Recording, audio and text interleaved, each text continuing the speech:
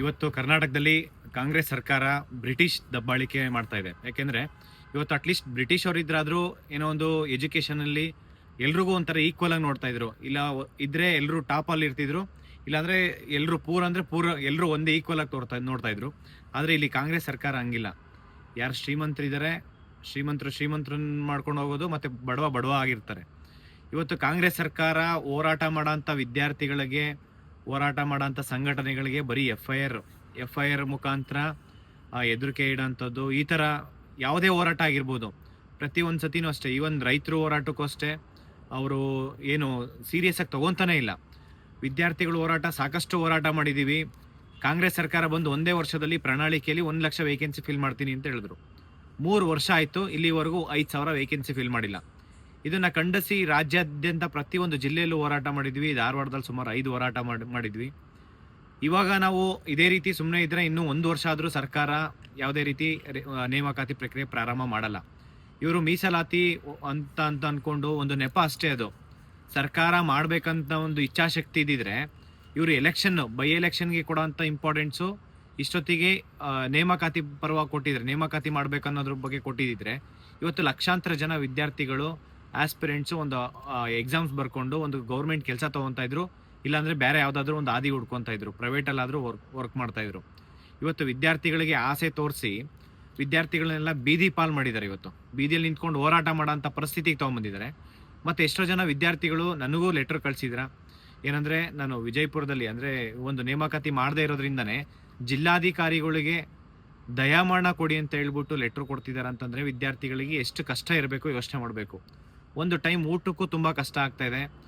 ಇಲ್ಲಿ ಒಂದು ಯಾವುದೋ ಅಷ್ಟೇ ಬರೀ ಈ ಒಂದು ಎಕೋಸಿಸ್ಟಮಲ್ಲಿ ಬರೀ ಸ್ಟೂಡೆಂಟ್ಸ್ ಅಂತಲ್ಲ, ಅವ್ರ ಪೇರೆಂಟ್ಸ್ ಇರ್ಬೋದು, ವಿದ್ಯಾರ್ಥಿಗಳ ಪೇರೆಂಟ್ಸು, ಮತ್ತು ಈ ಒಂದು ಕೋಚಿಂಗ್ ಇನ್ಸ್ಟಿಟ್ಯೂಟ್ ಇರ್ಬೋದು, hotels, tea shop, book store, ಪ್ರತಿ ಒಂದಕ್ಕೂ ತೊಂದರೆ ಆಗ್ತಾ ಇದೆ.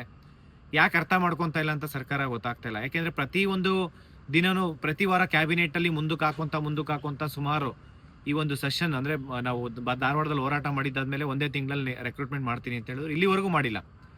ನಾವು ಇದನ್ನು ಖಂಡಿಸಿ ಈ ಒಂದು ವಿಜಯಪುರದಲ್ಲಿ ಅಂದರೆ ಬಿಜಾಪುರದಲ್ಲಿ ನಾವು ಇದೇ ತಿಂಗಳು ಏಪ್ರಿಲ್ 21ನೇ ತಾರೀಕು ಮಂಗಳವಾರ ಅನಿರ್ದಿಷ್ಟಾವಧಿ ಹೋರಾಟ ಮಾಡ್ತಾ ಇದ್ದೀವಿ. ಈ ಹೋರಾಟ ಬಸನಗೌಡ ಸರ್, ಯತ್ನಾಳ್ ಸರ್ ನೇತೃತ್ವದಲ್ಲಿ ಈ ಹೋರಾಟ ಆಗ್ತಾ ಇರೋಂಥದ್ದು. ಎಲ್ಲ ಸ್ಟೂಡೆಂಟ್ಸು ಈ ಒಂದು ಹೋರಾಟಕ್ಕೆ ಬರಲೇಬೇಕು. ಯಾಕೆ ಅಂತಂದರೆ ಈ ಹೋರಾಟ ತುಂಬ ಇಂಪಾರ್ಟೆಂಟು. ನಾವು ಬರೀ ಏನೋ ರೈತರು ಹೋರಾಟ ಮಾಡ್ತಾರೆ ಅಂತಲ್ಲ, ವಿದ್ಯಾರ್ಥಿಗಳ ಶಕ್ತಿ ಏನಿದೆ ಅಂತ ಹೇಳ್ಬಿಟ್ಟು ಈ ಹೋರಾಟದಲ್ಲಿ ತೋರಿಸ್ಬೇಕಾಗುತ್ತೆ. ಸರ್ಕಾರ ನಿಜ ಹೇಳ್ತೀನಿ, ಈ ಒಂದು ಮುಂಬರುವಂಥ ದಿನಗಳಲ್ಲಿ ಒಂದು ZP ಎಲೆಕ್ಷನ್ ಇರ್ಬೋದು, TP ಎಲೆಕ್ಷನ್ ಇರ್ಬೋದು, GB ಎಲೆಕ್ಷನ್ ಇರ್ಬೋದು, ಮುಂದೆ ಆಗೋಂಥ MLC ಎಲೆಕ್ಷನ್ ಇರ್ಬೋದು, ಯಾವ ಎಲೆಕ್ಷನಲ್ಲೂ ಕಾಂಗ್ರೆಸ್ ಸರ್ಕಾರಕ್ಕೆ ಯಾವ ಯೂತ್ಸು ಒಂದು ಓಟ್ ಹಾಕಲ್ಲ. ಯಾಕೆಂದರೆ ಪ್ರತಿಯೊಬ್ಬರು ಆಣೆ ಮಾಡ್ತಿದ್ದಾರೆ. ಇವತ್ತು ಈ ಒಂದು ಸರ್ಕಾರಕ್ಕೆ ಓಟ್ ಹಾಕಿ ನಾವು ನಮ್ಮ ವಿದ್ಯಾರ್ಥಿಗಳ ಭವಿಷ್ಯ ಮತ್ತು ಅವರು ಬದುಕು ಕಟ್ಕೊಬೇಕಂತ ಏನು ಅಂದ್ಕೊಂಡಿದ್ರೆ ಅದು ಇವತ್ತು ಬೀದಿ ಪಾಲಾಗಿದೆ. ಇದನ್ನು ಖಂಡಿಸಿ ವಿದ್ಯಾರ್ಥಿಗಳ ಪರವಾಗಿ ಯತ್ನಾಳ್ ಸರ್ ಮೊದಲಿಂದನೂ ನಮ್ಮ ಪರವಾಗಿ ಹೋರಾಟಕ್ಕೆ ಇರ್ಬೋದು ಎಲ್ಲ ವಿಚಾರವಾಗೂ ಬರ್ತಿದ್ರು, ಮತ್ತು ಸಪೋರ್ಟಿವ್ ಆಗಿ ನಿಂತಿದ್ದಾರೆ. ಅದೇ ರೀತಿ ಇವತ್ತು ವಿದ್ಯಾರ್ಥಿಗಳ ಕಷ್ಟಗಳಿಗೆ ಸ್ಪಂದಿಸಿ ಇವತ್ತು ಹೋರಾಟದ ನೇತೃತ್ವ ತಗೊಂಡು ಈ ಒಂದು ವಿಜಯಪುರದಲ್ಲಿ ಹೋರಾಟ ಮಾಡ್ತಾ ಇರ್ತೀವಿ 21ನೇ ತಾರೀಕು. ದಯವಿಟ್ಟು ಎಲ್ಲ ಸ್ಟೂಡೆಂಟ್ಸು ಈ ಒಂದು ಹೋರಾಟಕ್ಕೆ ಭಾಗಿಯಾಗಬೇಕು. ನೀವು ವಾಲಂಟ್ರಿಯಾಗಿ ಬುಕ್ ತೊಗೊಂಬಂದ್ಬಿಡಿ. ಅಲ್ಲೇ ಕೂತ್ಕೊಂಡು ಸರ್ಕಾರ ಏನು 56,432 ಹುದ್ದೆಗಳನ್ನು ಭರ್ತಿ ಮಾಡ್ತೀನಿ, 1 ತಿಂಗಳಲ್ಲಿ ನೋಟಿಫಿಕೇಶನ್ ಮಾಡ್ತೀನಿ ಅಂತ ಹೇಳಿದ್ರು, ಅಷ್ಟು ಹುದ್ದೆಗಳನ್ನು ಒಂದು ಈವೆಂಟ್ ಆಫ್ ಕ್ಯಾಲೆಂಡರ್ ಇರಬೇಕು. 8 ಮಂತ್ಸು ಇವರು ಎಲೆಕ್ಷನ್ ಯಾವ ರೀತಿ ಪ್ರಿಪೇರ್ ಆಗ್ತಾರೆ ಅದೇ ರೀತಿ ನೇಮಕಾತಿ ಮಾಡೋದ್ರಲ್ಲಿ ಒಂದು ಈವೆಂಟ್ ಆಫ್ ಕ್ಯಾಲೆಂಡರ್ ಇರಬೇಕು. ಅದ್ರ ಜೊತೆ ಇನ್ನೂ 50,000 ವೇಕೆನ್ಸಿನ ಸರ್ಕಾರ ಫೈನಾನ್ಷಿಯಲ್ ಡಿಪಾರ್ಟ್ಮೆಂಟಿಂದ ಅಪ್ರೂವಲ್ ತೊಗೊಂಡು ಇದೇ ವರ್ಷ 1 ಲಕ್ಷ ಅಟ್ಲೀಸ್ಟ್ ವೇಕೆನ್ಸಿ ಫಿಲ್ ಮಾಡಬೇಕು. ಮತ್ತು ಈವನ್ ನಮ್ಮ ಕರ್ನಾಟಕದಲ್ಲಿ ದುಡ್ಡಿನ ಕೊರತೆ ಇಲ್ಲ, ಮತ್ತು ಈ ಒಂದು ರಾಜಕೀಯ ಇಚ್ಛಾಶಕ್ತಿ ಇಲ್ಲ.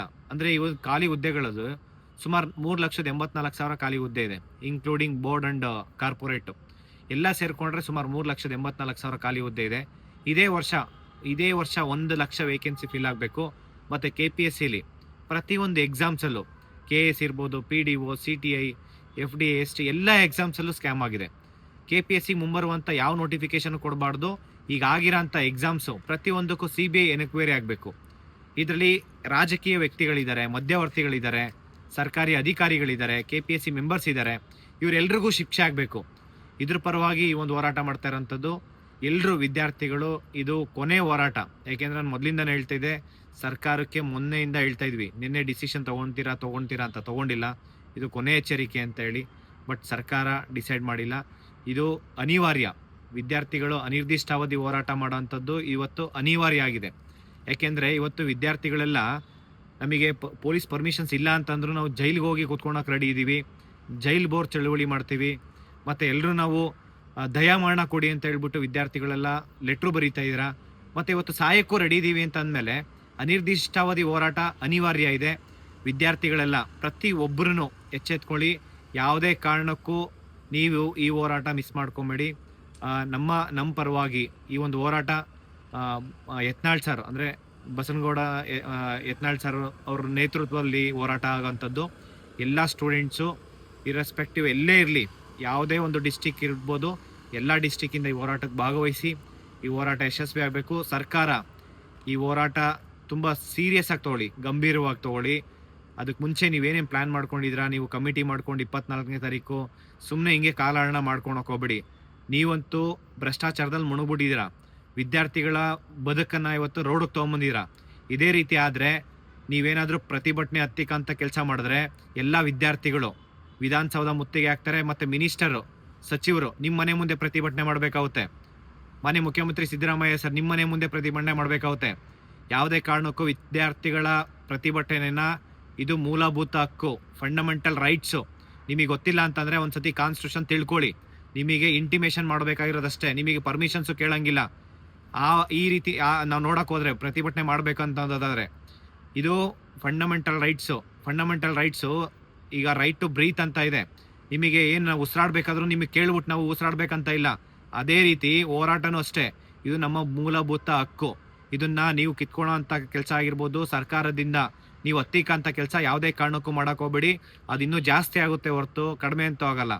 ಎಲ್ಲ ವಿದ್ಯಾರ್ಥಿಗಳಿಗೆ ನಾನು ಮನವಿ ಮಾಡ್ಕೊತೀನಿ, ಎಲ್ರಿಗೂ ಒಳ್ಳೆಯದಾಗಲಿ. Thank you so much. ನಮಸ್ಕಾರ.